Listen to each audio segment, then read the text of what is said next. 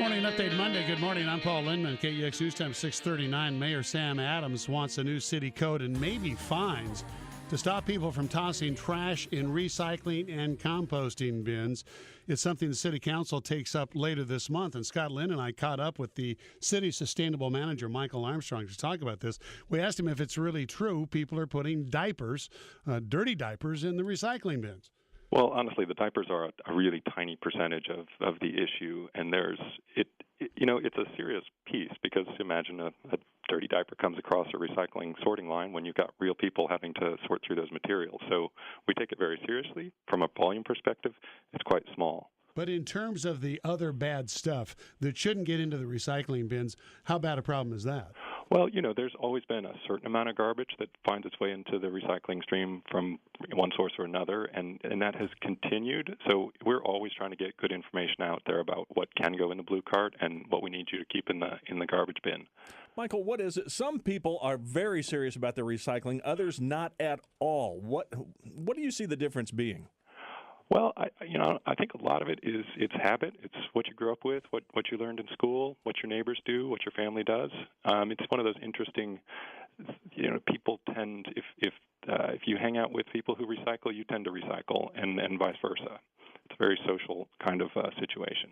It's also education, isn't it? Because I find myself at least once every couple of weeks asking my wife or somebody in the house, hey, does this go in the recycling or not? I'm still not clear on, the wrap that comes around the Oregonian in the morning, that's a no. That's a no at the curbside. That's exactly right. We can't have plastic bags mixed in with the other stuff. But education is the point, right?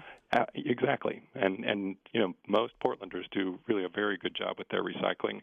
There are always questions around the edges, and we welcome opportunities to help people know what belongs. Wouldn't be fair to ask you to predict what the city council is going to do with this, which way they're going to go, but what are the possibilities? What might the expectation be? Our goal here is to help people understand that there are really good reasons why we don't want garbage in the recycling, and a lot of it comes down to the health and safety of the workers on the sorting line. There's also an economic reason to do it. The cleaner our recycling is, the more it's worth, and that pushes down rates. So we really do want people to understand that it helps us all when we keep our recycling clean, and it certainly helps the workers out there at the facilities.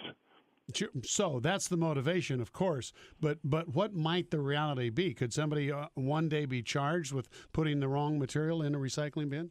Well, the City Council is going to discuss this again on June 20th.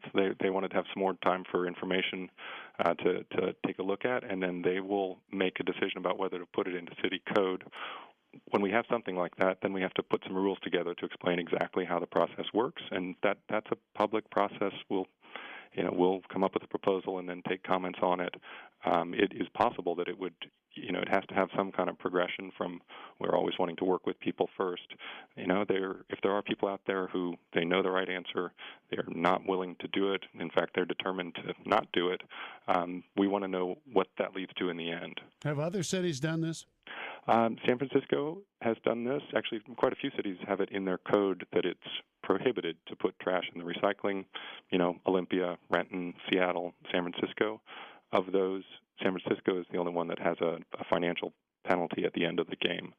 It would seem enforcement of all this would be difficult. How do you see that playing out?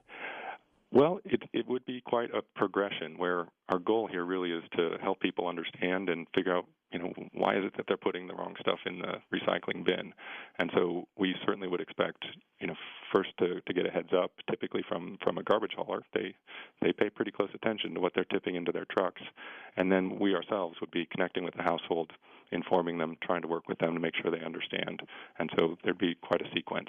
Michael Armstrong, Portland's sustainability manager. Michael, thank you very much for talking to us again. My pleasure.